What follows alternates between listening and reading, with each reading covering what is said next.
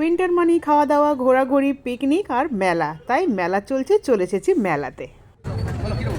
Strawberry lassi.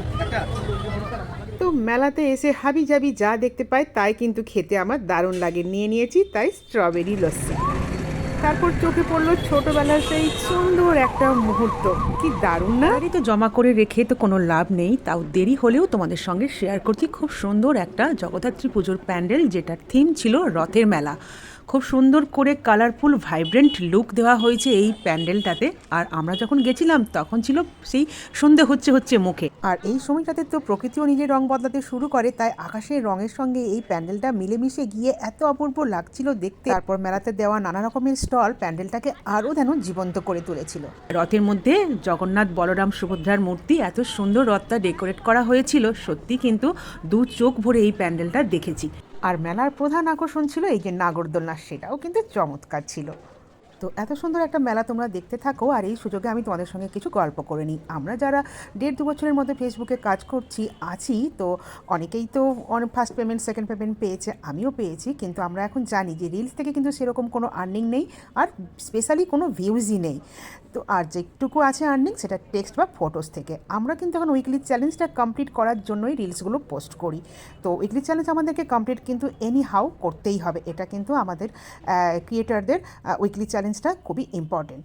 তো সেই জন্য রিল তো পোস্ট করতেই হবে, তাতে ভিউজ হোক না হোক, আর্নিং হোক না হোক। তো তোমাদের কী মতামত অবশ্যই জানিও কমেন্টে। দেখা হবে আবার পরে, ভালো থেকো, টাটা। তারপর ঠাকুর আর প্যান্ডেল দেখতে দেখতে অনেকক্ষণ ঘোরাঘুরির পর পেয়ে গেছে খুব খিদে। তাই ইচ্ছে না থাকলেও অনেক রাত হয়ে যাওয়ার পরেও একটু এগরোল খেয়ে নিলাম। অবভিয়াসলি অনেক রাতেই বাড়ি ফিরেছি, তারপর সকালে দেরি করে উঠে একটা খুব সুন্দর মজার ব্রেকফাস্ট বানালাম। চলে এলাম হেলদি টেস্টি একটা ব্রেকফাস্ট নিয়ে তোমাদের সঙ্গে শেয়ার করব বলে। এটার নাম হলো চিজ পানির স্যান্ডউইচ।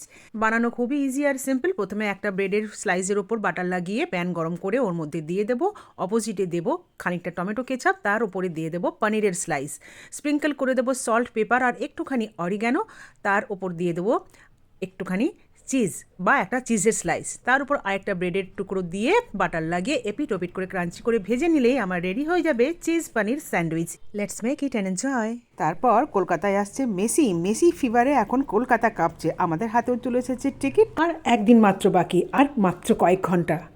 খুব কাছে থেকে আমার একজন ফেভারিট পার্সনকে দেখতে পাবো। বিশ্বাসই হচ্ছে না, জানো তো। যাই হোক, টিকিট কিন্তু আমার হাতে চলে এসেছে। তো 13th ডিসেম্বর কলকাতা সল্টলেক স্টেডিয়ামে মেসি আসছে। এটা নিয়ে মেসির কলকাতা যাত্রা সেকেন্ড টাইম।